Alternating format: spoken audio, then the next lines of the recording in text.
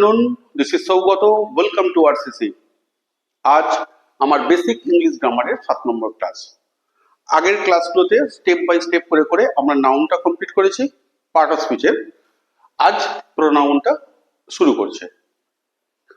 প্রোনাউনটা প্রথমেই বলে নিই, আমাদের সাধারণ শিক্ষাক্ষেত্রে যেগুলো প্রোনাউন বলা হয়, নাউনের পরিবর্তে যে ওয়ার্ড ব্যবহার করা হয় সেটা প্রোনাউন বলা হয়। কিছুই নয়, মোনোটোনামাস একটা ব্যাপারও থেকে যায়। যেমন রাম ভালো ছেলে, রাম স্কুলে যায়, রাম আমার বন্ধু। এই 14 বার রাম রাম রাম রাম না করে এটাকে শ্রুতিমধুর করার জন্য আমরা প্রথমেই যে রামটা লেখার পর Ram is a good boy, এর পরবর্তীকালে এই রামটাকে পুছে দিয়ে আমি কি করে দিলাম এখানটা, হি ইজ মাই ফ্রেন্ড। এই যে 14 বার নাউনটাকে না উচ্চারণ করে তার পরিবর্তে যে ওয়ার্ডটা ইউজ করলাম সেটা প্রোনাউন।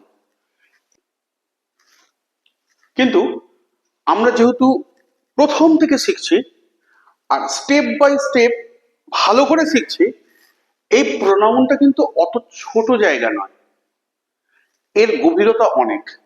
কোন ক্লাসে 5 থেকে 10 পর্যন্ত কোন ক্লাসে প্রোনাউন সম্বন্ধে বিস্তারিত আলোচনা করা নেই। প্রথমেই বলে নিই, প্রোনাউন কিন্তু 9টা প্রকার আমাদের জানানো হয় না, কোনো ক্লাসে লেখা তো নেই, তুমিও জানবে কি করে। আজ আমি এই 9টা ভাগ দেখাচ্ছি।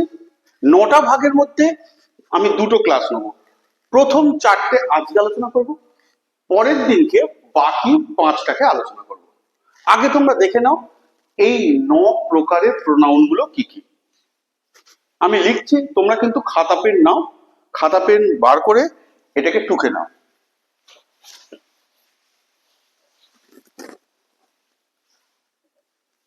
এই হাত থেকে করে 2 ফোঁটাটি হয়ে যাবে। 1, পার্সোনাল প্রোনাউন। আমি কিন্তু শর্টে লিখছি কারণ অনেকক্ষণ জায়গায় লেগে যাবে।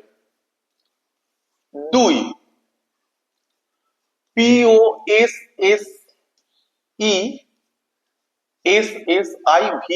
Possessive pronoun. 3, DEMONSTRATIVE demonstrative pronoun. DISTRIBUTIVE distributive pronoun. আর 9 নম্বরে থাকছে রেসিপ্রোকাল, RECIPROCAL রেসিপ্রোকাল প্রোনাউন। এই হচ্ছে 9টা। পার্সোনাল প্রোনাউন আমি শর্টে লিখেছি, possessive pronoun, demonstrative pronoun, reflexive or emphatic pronoun, interrogative pronoun, relative pronoun, indefinite pronoun, distributive pronoun and reciprocal pronoun. আজ আমি এই 4টে নিয়ে আলোচনা করব। যদি 10টা হতো 5টা করতাম, আমি আজকে এই 4টে নিয়ে আলোচনা করবো। পরের দিনকে এইখান থেকে 5 নম্বর একদম 9 নম্বর 5টা রেসিপ্রোকাল পর্যন্ত আলোচনা করব। আজকে আমি প্রথম এইটা নিয়ে করছি, পার্সোনাল প্রোনাউন। কি পার্সোনাল প্রোনাউন? আচ্ছা, এটা টুকে নেবে, কেমন? স্ক্রিনশট করে রেখে দাও, পরে টুকে নেবে। আমি আজকে তোমাদের ডিটেল আলোচনা করে দিচ্ছি প্রোনাউনের। 1, পার্সোনাল প্রোনাউন কোনগুলো?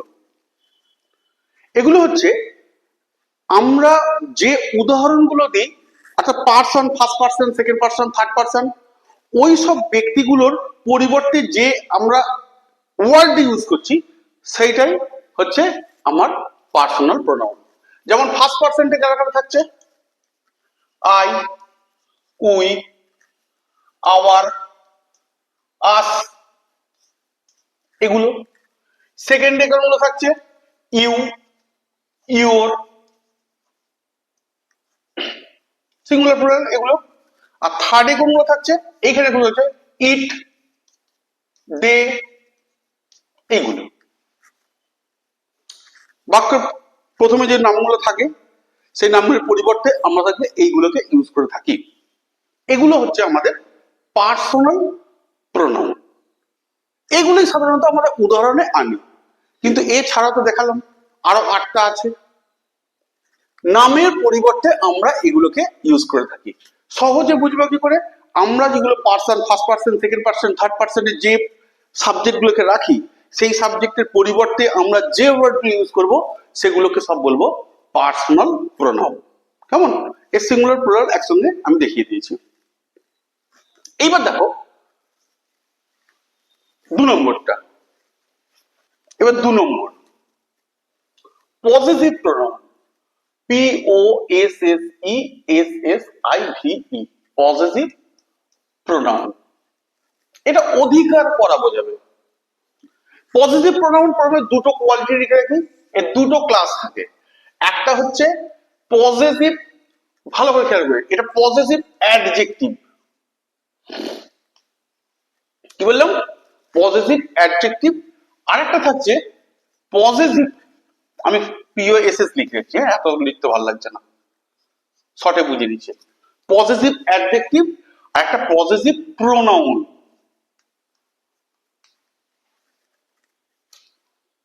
এখানটা খেয়াল রাখবে, এই পজিটিভ অ্যাডজেক্টিভ মানে ডেফিনেটলি যে প্রোনাউনটা আমি ইউজ করব তারপরে একটা নাউন থাকবেই। উদাহরণ দিই, দেখো,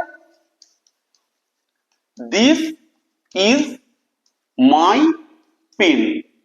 এই যে মাইটা, দেখো মাই এর পরে দেখো পেন, একটা নাউন আছে। এই যে মাইটা, এইটা হচ্ছে পজিটিভ অ্যাডজেক্টিভ। অ্যাডজেক্টিভের বৈশিষ্ট্য হচ্ছে নাউনের আগে থাকে। দেখো নাউনের আগে অবস্থান করছে। দিস পেন ইজ ইয়োর্স, তখন আমি কি করলাম, দেখো আমি ওটাকে শেষে নিয়ে চলে গেলাম, ওর পরে দেখো আমি নাউন ইউজ করিনি, সেইটা হচ্ছে পজিটিভ প্রোনাউন। আমি এটাকেই করে দিচ্ছি,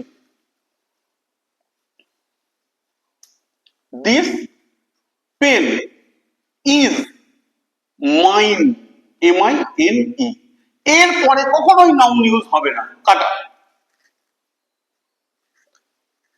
এই যে মাইনটা ইউজ করলো, এইটা হচ্ছে positive pronoun. Mine, his, hers, theirs, yours, সব দেখবে প্রোনাউনের সঙ্গে এস যোগ করা থাকে, হিজটা বাদে। কেমন? এগুলো হচ্ছে পজিটিভ প্রোনাউনের উদাহরণ। পজিটিভ প্রোনাউন গুলো হচ্ছে, আমরা সচরাচর এগুলো বলে দিই এটা প্রোনাউন, কিন্তু কোন কোয়ালিটির, কি কোয়ালিটির প্রোনাউন এটা আমরা জানি না, স্কুলেও কিন্তু খুব কম আলোচনা হয়। কেমন? তাহলে এখানে আমি একটুখানি দেখিয়ে দিচ্ছি পজিটিভ প্রোনাউন গুলো। MINE, mine, HIS, his, HERS, hers, THEIRS, theirs, YOURS, yours. সব দেখবে চিনবে, চেনার হচ্ছে সহজ উপায় হচ্ছে একদম very end of the sentence এগুলো অবস্থান করে। আর এর চেনার একদম অন্যরাও বুঝতে পেরে যাবে, কেন? ঠিক নাউনের আগে অবস্থান করবে। ইট ইজ, ভালোভাবে খেয়াল করবো, ইট ইজ হিজ বুক। দেখো এই হিজটা আর আগে যে হিজ উচ্চারণ করেছিলাম দুটোর মধ্যে পার্থক্য দেখো। এই যে বই, বইয়ের আগে এটা হলো তার বই, এই হিজটা কিন্তু হয়ে গেল পজিটিভ অ্যাডজেক্টিভ। আর আগের গুলো বললাম বাক্যের শেষে অবস্থান করবে, কি বোঝাচ্ছে না অধিকার বোঝাচ্ছে, দুটোই দেখো অধিকার বোঝাচ্ছে, কিন্তু এর পরে নাউন হবে না। আর এর পরে মানে অ্যাডজেক্টিভের পরে অবশ্যই নাউন হবে। চেনার সহজ উপায়, পজিটিভ অ্যাডজেক্টিভের পরে নাউন বসবে আর ওর পরে নাউন বসবে না। 3 নম্বরটা।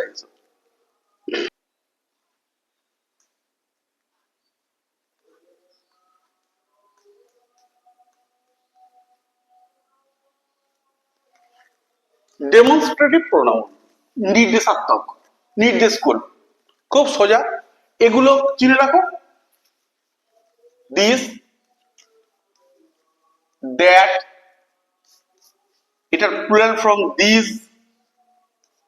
দোজ,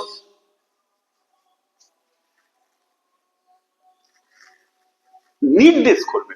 আচ্ছা, সোটাও কিন্তু এর মধ্যে হয়, সো কিংবা সো দ্যাট, দ্যাট তো কিন্তু আগেই দিয়ে দিয়েছি, তো চিন্তা পারবে, কিন্তু সোটাও কিন্তু এই আই থিঙ্ক সো, বুঝছো? Ram is a good boy, I think so, আগের পুরো পার্টটাকে বলছে ওইটাই, রাম যে ভালো ছেলে আমি জানি, ওই যে এতখানি পার্টের পরিবর্তন ইউজ করলাম সো, তাহলে এইগুলো কিন্তু হবে ডেমনস্ট্রেটিভ। যখন এরকম ভাবে আমাদের এটা আমার, ওটা তোমার, এগুলো আমার, ওগুলো ওর, এই রকম যখন নির্দেশ দেবে তখনই হবে, এগুলোকে বলা হয়, প্রথমত আমরা এগুলো জানতামই না প্রোনাউন, তাহলে এগুলো প্রোনাউন, এগুলো কি ধরনের প্রোনাউন, না এগুলোকে ডেমনস্ট্রেটিভ প্রোনাউন বলা হয়। যেমন 4 নম্বরে দেখো, এটা খুব সহজ, 4 নম্বর পাঠটায় আছে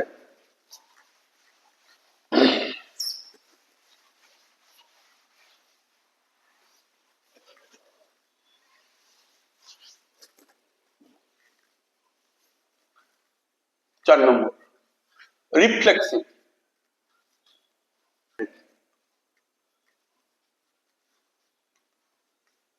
প্রোনাউন।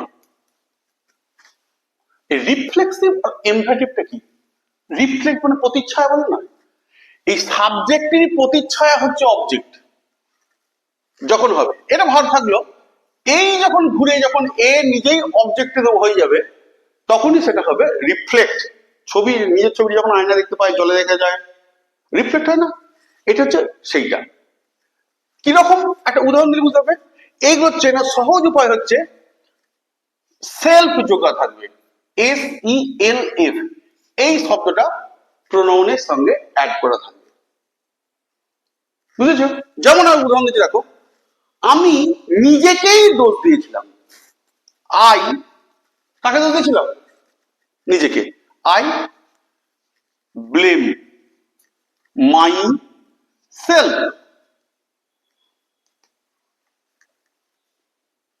সে নিজেকে আঘাত করেছিল, হি, দেখো হার্ট লিখলো, আঘাত করে লিখলে হার্টস হতো, থার্ড পার্সন সিঙ্গুলার নাম্বার, যেহেতু আঘাত করেছিল, এই বানানটাই তো ভুল লিখলাম, HURT, হার্ট, হি হার্ট হিমসেলফ। যে সাবজেক্ট তারই প্রতিচ্ছবি হচ্ছে অবজেক্ট, এইগুলোকে বলা হয় রিফ্লেক্সিভ প্রোনাউন, সেলফ যুক্ত। এইবার দেখো, এই যে সেলফটা যখন সিঙ্গুলার থেকে প্লুরাল হয়ে যাবে, ACLVES, খেয়াল রাখবে এই এফটা উঠে যাবে, উঠে গিয়ে কিন্তু আসবে VES। যেমন দেখো, আমি বললুম তারা নিজেই আনন্দ করেছিল, দে, দেখো সিঙ্গুলারতে প্রয়োগ করলাম, এনজয়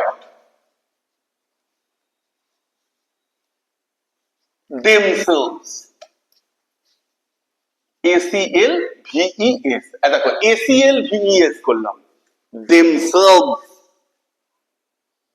আনন্দটা কিরকম ভাবে করছিল? নিজে নিজেরাই, নিজেরাই হয়তো নাচছে, কাউকে ডাকেনি, দুমদুম করে নাচলো, আনন্দ নিজেরাই বললো, আমরা নিজে নিজেই আনন্দ করছি, এইটা। সাবজেক্ট যিনি, অবজেক্ট তিনি। আর এমফ্যাটিকটা কি?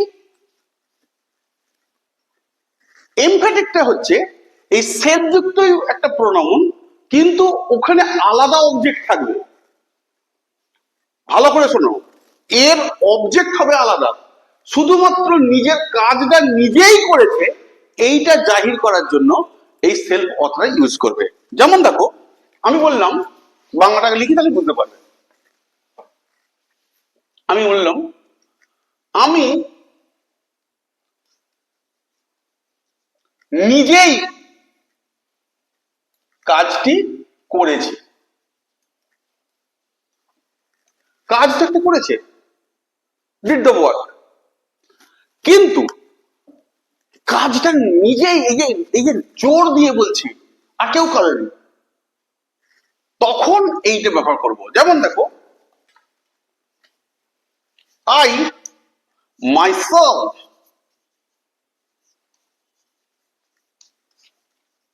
have done the job। দেখো, দেখো অবজেক্ট আলাদা আছে, সাবজেক্টের সঙ্গে অবজেক্ট কোনো মিল নেই, তবু এটা বসালাম কেন না কাজটা আমি করেছি এই জোর দিয়ে বোঝানোর জন্য আমি এই মাইসেলফটা ইউজ করেছি। দেখতে এক, অবস্থানের উপর ডিপেন্ড করছে কখন এটাকে এমফ্যাটিক বলবো, আবার কখন ওটাকে রিফ্লেক্সিভ বলবো। রিফ্লেক্সিভ কখন বলবো? সাবজেক্ট আর অবজেক্ট যখন সেম পার্সন, তখন আমার শেষের দিকে অবস্থান করবে ভার্বের পরে, তখন তাকে বলবো। যেমন এই যে বললাম না, এখানে লিখে দিচ্ছি, দেখো এখানে লিখছো, দেখো এটা দিয়ে বলছি আই, অন্য ভার্ব নেই, আই, ওই যে আগেরটাই বলছি, নিজেকে দোষ দেয়া, আই ব্লেম, এটা লিখেছিলাম আগে তো, আর মাইসেলফ।